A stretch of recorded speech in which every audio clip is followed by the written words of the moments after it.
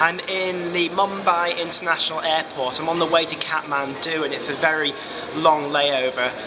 I'm walking with the Word. I've been thinking about the topic of judgment.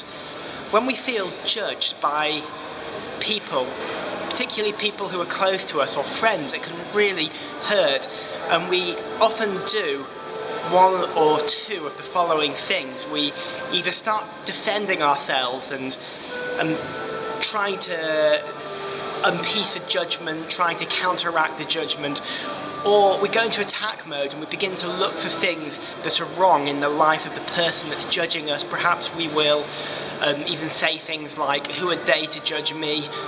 And we try and attack them and bring them down for judging us. So we'll do one or two of those things. But the church leader and apostle Paul sets a really good example. In 1 Corinthians 4 verses 3 to 5, Paul says this: "With me it is a very small thing that I'm judged by you or by any human court. In fact, I don't even judge myself, for I'm not aware of anything against myself. But I'm not thereby acquitted, for it is the Lord who judges me. Therefore, do not pronounce judgment before the time, before the Lord comes, who will bring to the light things now hidden in darkness, and will disclose the purposes of the heart. Then each one will receive his commendation from God." There's a few things that we can glean from Paul's attitude here in Corinthians that will help us to deal with judgment. Paul is able to say, to me it is a very small thing if I'm judged by you, or in fact by any human court. Paul is not obsessing over people who are judging him. It's very easy when we feel judged and feel hurt to spend a lot of time thinking about it and get really upset. But Paul has come to a place where he can say it's a very small thing. Why? Well, I think he does a few things that help. One of the things that we see Paul doing here is he's willing to self-reflect.